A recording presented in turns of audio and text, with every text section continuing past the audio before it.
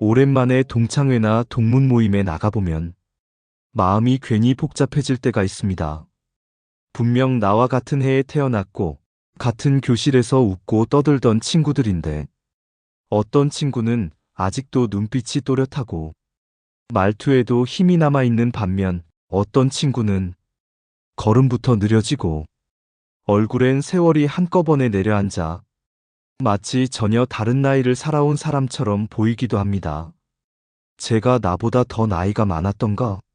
순간 그런 착각이 들 만큼 차이가 크게 느껴질 때도 있습니다. 얼마 전에는 10년도 넘게 못 보던 친구를 만났는데 이름을 듣고도 한참을 바라봐야 누군지 알아볼 수 있을 정도로 너무 변해 있더군요. 그날 집에 돌아오는 길에 이런 생각이 들었습니다.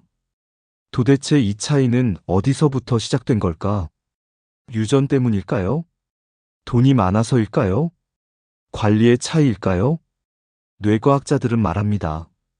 진짜 원인은 그런데 있지 않다고요. 40대 이후 우리가 어떤 하루를 살아왔는지가 지금의 얼굴과 말투, 그리고 뇌 상태를 결정한다고 말입니다. 그리고 더 무서운 이야기를 합니다. 사람은 중년 이후 아주 조용히 두 갈래 길로 나뉜다고요. 하나는 겉모습뿐 아니라 생각의 속도와 기억력까지 빠르게 늙어가는 길이고, 다른 하나는 나이는 들어도 또렷함과 품위를 지켜내는 길입니다. 더 놀라운 건 이 갈림길이 큰 사건이 아니라 아주 사소한 일상 속 습관에서 이미 시작되고 있다는 사실입니다. 오늘 이 시간 뇌과학자들이 공통으로 경고하는 중년 이후 노화를 급가속시키는 두 가지 실수를 차분히 말씀드리려 합니다. 혹시 나도 모르는 사이에 노화의 급행열차에 올라타 VIP 좌석에 앉아있지는 않은지 이 영상과 함께 조용히 자신을 돌아보는 시간이 되셨으면 합니다. 지금 여러분은 동년배보다 젊어 보이십니까? 아니면 나이 들어 보이십니까? 시작과 함께 구독과 좋아요를 눌러주세요. 삶에 도움이 되는 영상을 더 빠르게 받아보실 수 있습니다. 바로 시작하겠습니다. 같은 나이인데 왜 이렇게 달라졌을까? 사람은 나이를 먹을수록 하루하루가 점점 비슷해집니다. 아침에 일어나면 늘 먹던 음식, 늘 가던 길, 늘 만나던 사람들. 특별히 나쁜 것도 없고 큰 문제도 없어 보입니다. 그래서 우리는 이런 삶을 두고 이제 좀 안정됐다, 편안하게 산다라고 말합니다. 그런데 뇌의 입장에서 보면 이 편안함이 결코 좋은 신호가 아닙니다. 뇌는 새로운 자극이 있을 때 가장 활발하게 움직입니다. 처음 가는 길, 처음 해보는 일, 조금은 긴장되는 상황에서 뇌는 바짝 깨어납니다. 하지만 매일 같은 하루가 반복되면 뇌는 이렇게 판단합니다. 이 정도면 충분하다. 굳이 더 애쓸 필요는 없다. 그 순간부터 뇌는 조용히 에너지 사용을 줄이기 시작합니다. 이 변화는 아주 서서히 눈에 띄지 않게 일어납니다. 말수가 조금 줄고 설명이 길어지면 귀찮아지고 새로운 이야기가 나오면 됐다라는 말이 먼저 나옵니다. 사람들은 흔히 이걸 나이 탓, 성격 탓으로 돌립니다. 하지만 뇌과학자들은 다르게 말합니다. 이건 성격 문제가 아니라 뇌가 노화를 시작했다는 신호라고요.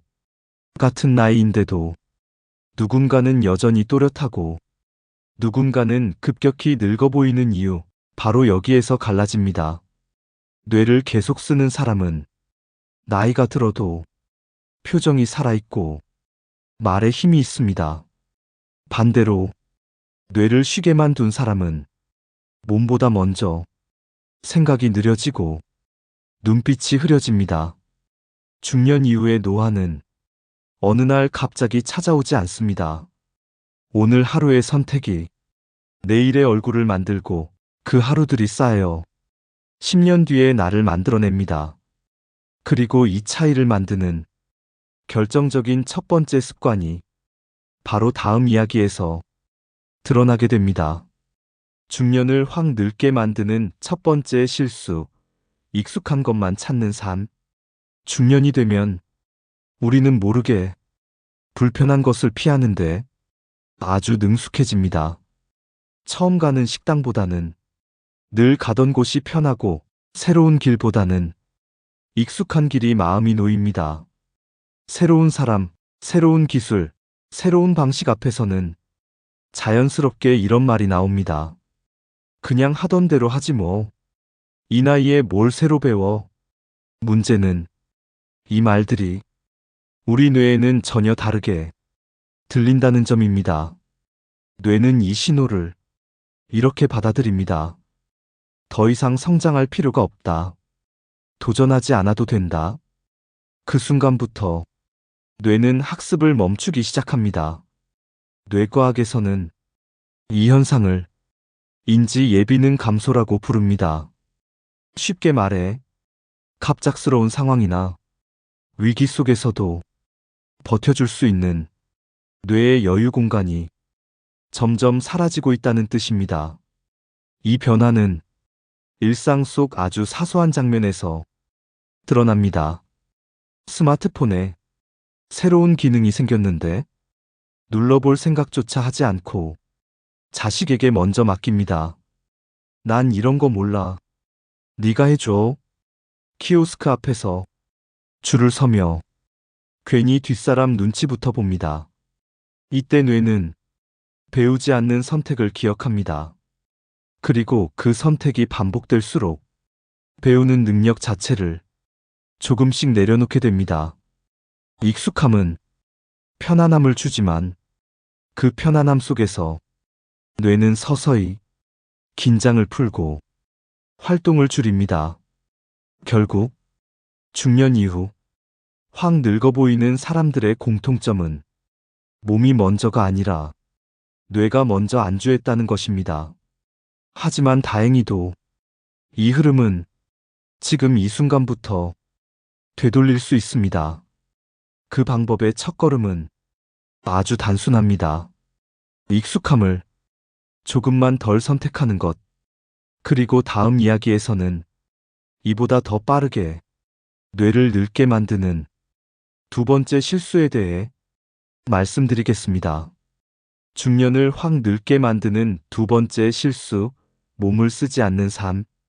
중년 이후 사람을 가장 빠르게 바꾸는 건 의외로 생각이 아니라 몸의 사용 여부입니다. 은퇴를 하고 나면 하루의 구조가 무너집니다. 아침에 꼭 일어나야 할 이유도 없고 밖에 나갈 일도 줄어듭니다. 그러다 보면 자연스럽게 하루의 중심이 소파와 TV, 그리고 휴대전화가 됩니다. 오늘은 좀 쉬자. 이 말이 하루 이틀 반복되면 어느새 움직이지 않는 삶이 일상이 됩니다. 문제는 이 편안함이 몸만 망가뜨리는 게 아니라 뇌를 먼저 늙게 만든다는 사실입니다. 우리 뇌는 생각보다 훨씬 원초적인 기관입니다. 심장이 힘차게 뛰고 혈액이 잘 돌아야 제 역할을 합니다.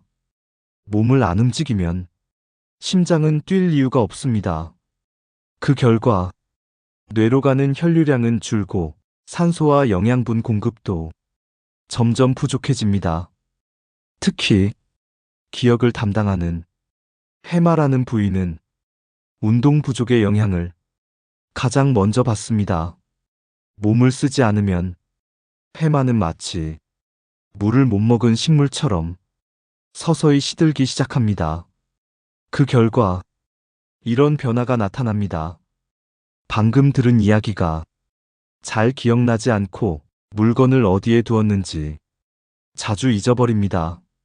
사람 이름이 혀끝에서 맴돌다 끝내 떠오르지 않고 대화 중에 단어가 막히는 순간이 잦아집니다. 사람들은 이를 단순한 건망증이라 말하지만 뇌과학자들은 뇌세포가 실제로 약해지고 있다는 신호라고 경고합니다. 특히 배가 나오기 시작했다면 그건 외모의 문제가 아니라 머릿속 노화가 이미 시작됐다는 중요한 신호입니다. 지금 소파에 누워있는 그 편안한 자세가 사실은 내 뇌를 굶기고 있다는 사실, 조금은 섬뜩하지 않으십니까? 하지만 아직 늦지 않았습니다. 몸을 다시 쓰기 시작하면 뇌는 놀랄 만큼 빠르게 반응합니다. 그리고 바로 다음 이야기에서 이미 늦은 건 아닐까라는 여러분의 가장 큰 걱정에 대해 답을 드리려고 합니다. 이미 늦은 걸까? 뇌는 몇 살까지 다시 살아나는가? 여기까지 들으시면서 이런 생각이 드신 분들도 계실 겁니다. 난 이미 늦은 거 아닌가? 40대, 50대 때 다 놓쳐버린 건 아닐까? 그런데 뇌과학은 이 질문에 대해 아주 분명하게 답합니다. 아직 늦지 않았다고 말입니다. 우리 뇌에는 뇌가소성이라는 놀라운 능력이 있습니다. 이 말은 뇌가 한번 굳어버리는 기관이 아니라 나이가 들어서도 새로운 자극을 받으면 신경회로를 다시 만들 수 있다는 뜻입니다. 실제로 70대에 처음 악기를 배운 사람, 80대에 새로운 공부를 시작한 사람들의 뇌를 살펴보면 젊은 사람과 크게 다르지 않은 활성도가 나타납니다. 중요한 건 언제가 아닙니다. 지금 무엇을 하느냐입니다. 40대에 시작했으면 좋았겠지만 그때를 놓쳤다고 해서 인생이 결정된 건 아닙니다. 오히려 지금이야말로 뇌를 다시 깨울 수 있는 골든 타임일지도 모릅니다. 나이가 들수록 뇌는 더 신중해지고 자극에 민감해집니다. 그래서 조금만 새로운 자극을 줘도 젊을 때보다 훨씬 크게 반응합니다. 이제 중요한 질문은 할 수 있느냐가 아니라 할 것인가입니다. 뇌는 우리가 결심하는 순간을 기다리고 있습니다. 그리고 다음 이야기에서는 뇌를 다시 젊게 만드는 가장 현실적인 방법, 오늘부터 바로 시작할 수 있는 작은 실천들에 대해 말씀드리겠습니다. 오늘부터 뇌를 젊게 만드는 단 3가지 실천. 그렇다면 우리는 오늘부터 무엇을 바꾸면 좋을까요? 거창할 필요는 없습니다. 중요한 건 꾸준히 할 수 있느냐입니다. 뇌를 다시 젊게 만드는 변화는 아주 작은 실천에서 시작됩니다. 첫 번째는 하루에 하나 낯선 것을 선택하는 것입니다. 처음 가보는 길로 한 정거장 더 걸어보기, 늘 먹던 메뉴 대신 다른 음식을 주문해보기, 관심 없던 분야의 이야기를 끝까지 들어보기. 이 작은 낯설미, 뇌를 깨웁니다. 뇌는 아직 배울 게 있구나 라고 다시 판단하기 시작합니다. 두 번째는 몸을 움직이는 이유를 운동이 아니라 뇌라고 생각하는 것입니다. 걷는 건 다리를 위해서가 아니라 머리를 위해서 하는 겁니다. 땀이 나지 않아도 괜찮습니다. 숨이 약간 찰 정도면 충분합니다. 그 움직임 하나가 심장을 깨우고 심장이 깨면 뇌도 함께 깨어납니다. 세 번째는 귀찮음을 이긴 경험을 의식적으로 기억하는 것입니다. 오늘은 귀찮았지만 그래도 해냈다는 기억. 그 기억이 쌓이면 뇌는 이렇게 배웁니다. 나는 아직 할 수 있다. 나는 아직 살아있다. 이 감각이 사라지지 않는 한 뇌는 쉽게 늙지 않습니다. 중년 이후의 삶은 무엇을 더 가지느냐보다 무엇을 포기하지 않느냐의 싸움입니다. 호기심을 포기하지 않고, 움직임을 포기하지 않고, 배움을 포기하지 않는 것. 이 3가지만 지켜도 사람은 생각보다 오래 또렷하게 살아갈 수 있습니다. 그리고 이제 마지막으로 이 모든 이야기를 하나로 정리하며 마무리할 시간이 다가왔습니다. 사람은 나이가 들수록 시간이 빨리 흐른다고 느낍니다. 어느 날 문득 돌아보면 10년이 훌쩍 지나 있고 그 사이 몸도 마음도 많이 달라져 있는 자신을 마주하게 됩니다. 그래서 우리는 종종 이렇게 말합니다. 나이가 드니 어쩔 수 없지. 이제는 늙을 나이니까.